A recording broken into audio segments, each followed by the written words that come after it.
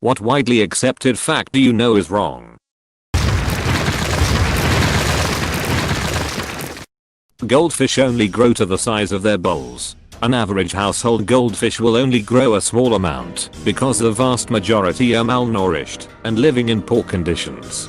In the wild, a goldfish can grow up to 30 centimeters long and live to around 20 years. The common picture most people have of goldfish is essentially the same, as if you'd only ever seen malnourished children and assumed that's just what all humans looked like. My grandfather had a pond in his backyard. He put goldfish in it when they moved into the house. I was 1 year old maybe. Anyway, they got huge and 2 of them were still living when they moved out of the house 22 years later. My childhood goldfish lived for about 9/10 years. The interesting part is that he turned completely white. I still don't know for sure why. It wasn't getting a lot of light. Goldfish have pigments in their skin that react to it. Think of it like the way humans get tans or get pale. That people in the Middle Ages believed the earth was flat. It was a rather common knowledge since the ancient Greece that the earth is round. Hence Columbus argued that he can find a way to India by sailing the other way. They actually very well understood the circumference of the earth too. That's why people thought Columbus was dumb. They knew it was a really long way to India, but he was sure the earth was much smaller than it was. Literally, dumb luck made him famous. Dumb luck made him famous. That's the case for a lot of people who created inventions and medications. Dutch sailors didn't hunt dodos to extinction. Their meat was so rubbery they left it alone. They imported pigs and dogs which ate their eggs which it lays on ground, and they had a very slow reproduction cycle. I just read this so many times. Very confused about how anyone could be blamed for hunting dildos to extinction. The next line about rubbery meat did not help fix my pre-coffee brain's interpretation. Maybe the dingus ate those dildos. That's how my pre-coffee brain interpreted it. That a mother bird will abandon her young if she smells a scent of humans on them. This is not true. Find the baby on the ground beneath its nest, gently scoop it up, and return it to its nest, and the parents will continue to care for it. My mom used to tell me this to prevent a blissfully ignorant child from picking up a bird that's potentially carrying a disease. Yes, I think this myth was created to stop curious children from disrupting nests. That goldfish have a 5-second memory. It's simply not true. Fish intelligence is vastly underestimated. Some fish can solve complex problems and many can recognize individual human faces. So you're saying they won't forget how we've malnourished them? It's unlikely they'll remember much after death. Edison didn't invent the light bulb. He just invented the filament that makes it last longer. Joseph Swan invented the bulb years before. Canadians Henry Woodward and Matthew Evans also invented an electric light bulb, and they sold the patent of that light bulb to Edison. Edison may have made the light bulb more practical, but a big part of his legacy comes from the fact that he was pretty good at credit stealing too. He was a businessman doing business. That yawning simply indicates that you're tired. Sometimes you do yawn as your body is preparing for sleep, but it's more likely that's because we react with a yawn when changing our physical state. This could also be when you become more alert and awake, or when you're breathing differently. That's definitely not the only reason we yawn. It could be for getting extra oxygen into our blood, a reaction to being bored and not getting much stimulation, or for cooling down our brain.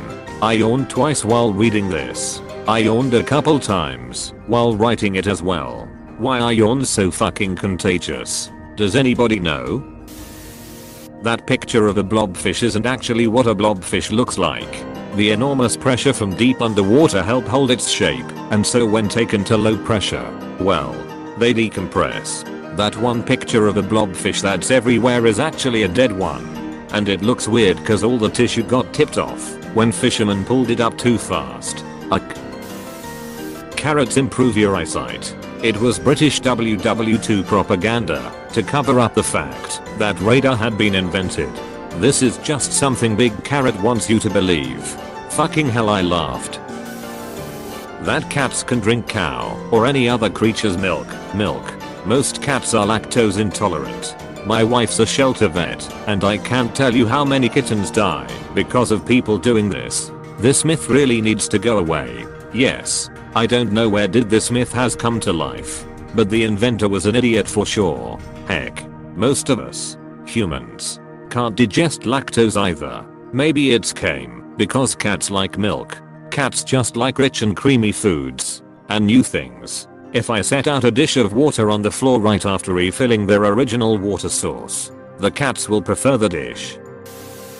There are hot and single MILFs in my area that want to chat. I mean, there probably are. They just don't want to chat with you. I'm not gonna lie. I realized I'm old now when the ads went from hot teens to hot single moms. It'll go back to teens once you get out of your 30s. That you eat 6 or 7 spiders a year in your sleep. How do people even come up with this? It's not false. It's a misrepresentation of the data gathered. The average person eats 0 spiders per year. Spiders Georg, who lives in cave and eats over 10,000 each day, is an outlier. ADN should not have been counted. Always upvote spiders Georg, only if it has the correct ADN.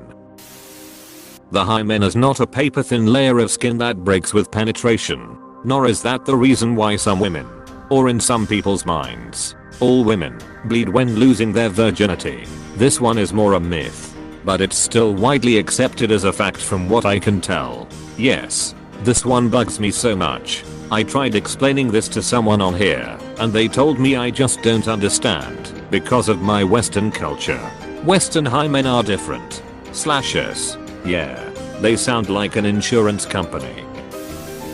That cracking your knuckles causes arthritis. A guy tested it, only cracked on one hand for like 50 years. The best part of that story is he did it to prove his mother wrong. I thought that went without saying, right? I too do it to prove that guy's mother wrong. Breakfast is not the most important meal of the day. Cooking vegetables in the microwave is not bad for them. The food pyramid is not the most healthy way to eat. We do not need 3 meals a day. We do not need 3 meals a day. Yeah. What about second breakfast? And elevenses? And brunch? And mid-afternoon tea? Sculptures were not originally this shade of white we see today. They used to have bright colors before it got deteriorated. True of ancient Greek and Roman statues. Not of, say, Michelangelo's David. True. But that's because Michelangelo's David and all the other Renaissance white marble statues were made to look like the old Greek and Roman statues. It was kinda like fan art, based on a misconception. Blood is not blue inside the body. Mother insists this is true, because her college professor told her that in the 80s. Close bracket. It is blue inside a horseshoe crab's body, because their blood is based on hemocyanin, using copper instead of iron like us. This is a lot vaguer, but people tend to view computers as really smart. But even at this point, what we are calling AI is fairly dumb.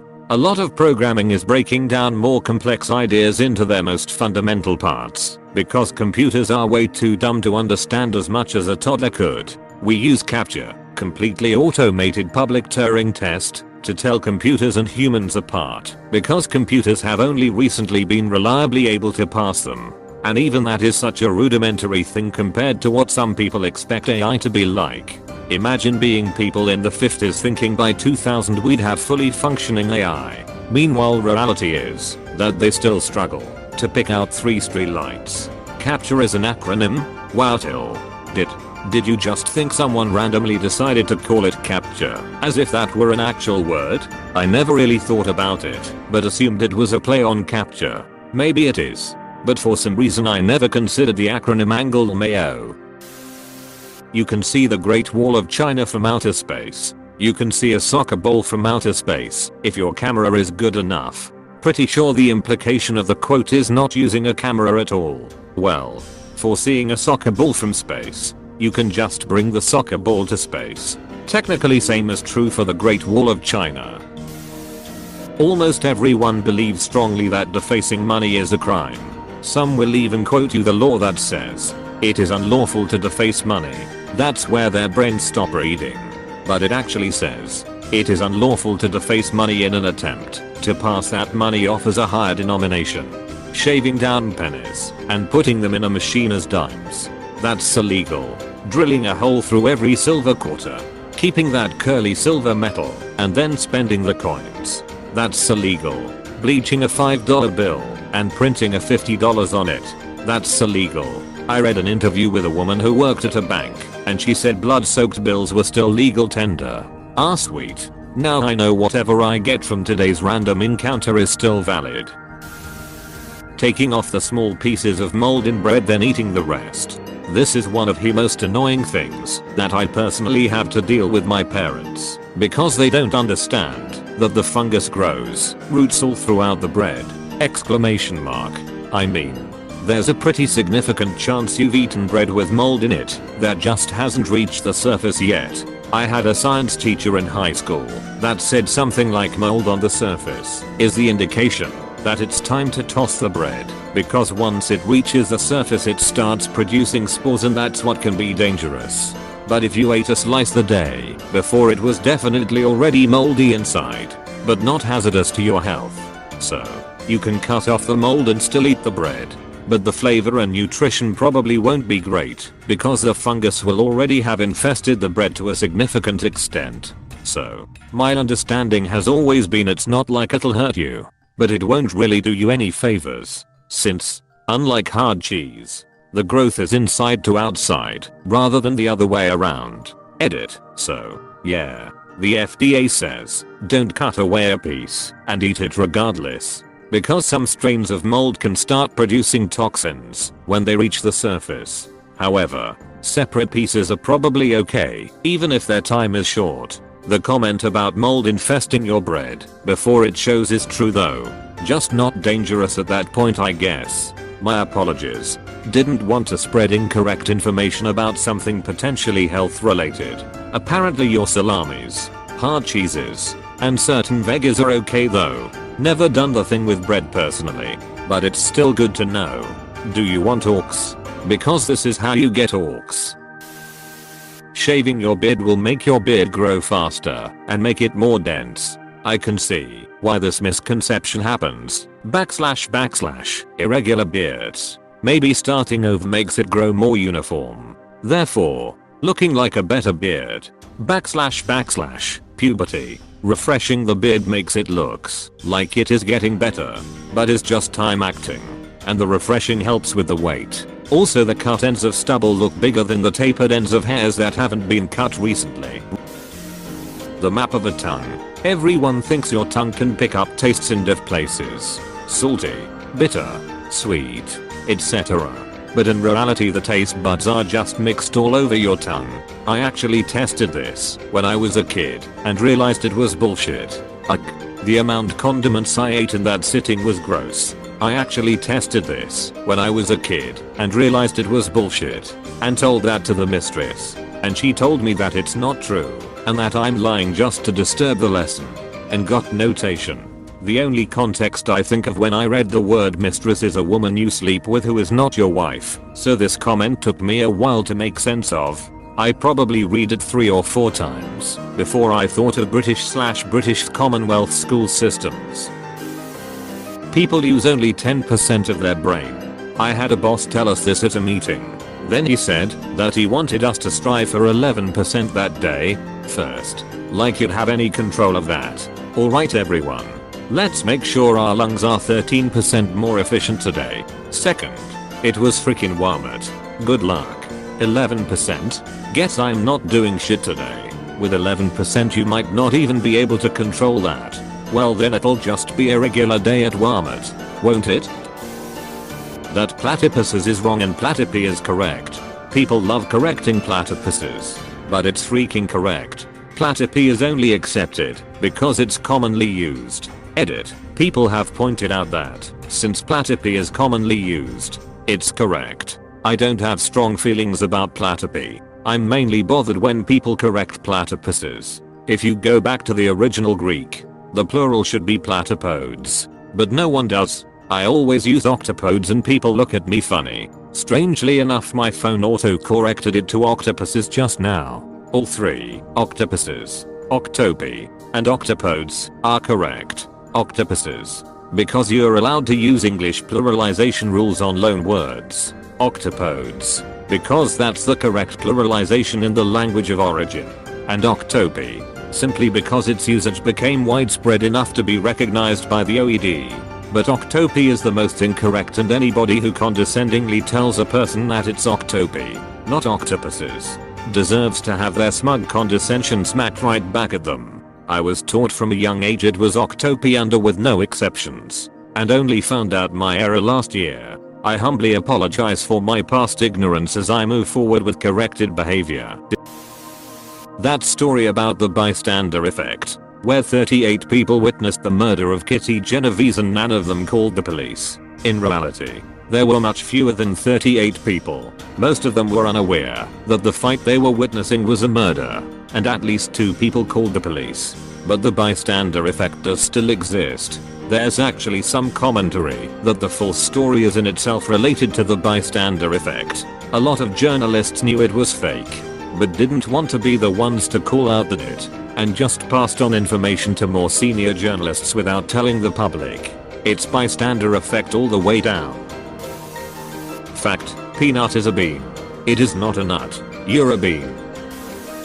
MSG isn't bad for you in moderation. It was racist propaganda against Chinese immigrants to get them to lose business. People really love using outdated bullshit from over 70 years ago while ignoring new data and more advanced research. Dude, I had a friend who swears MSG was terrible for your health. I told him what it was and how it can naturally happen and the science behind it. He just looked at me like, you're just a chemist, you don't know everything in science. Many reports on Google say it's bad for you. You're just a chemist, which includes knowing what chemical building blocks are a part of things. What does he think food is made of? Chemists know about things made of chemical building blocks. Everything is made of chemical building blocks. Chemists are omniscient.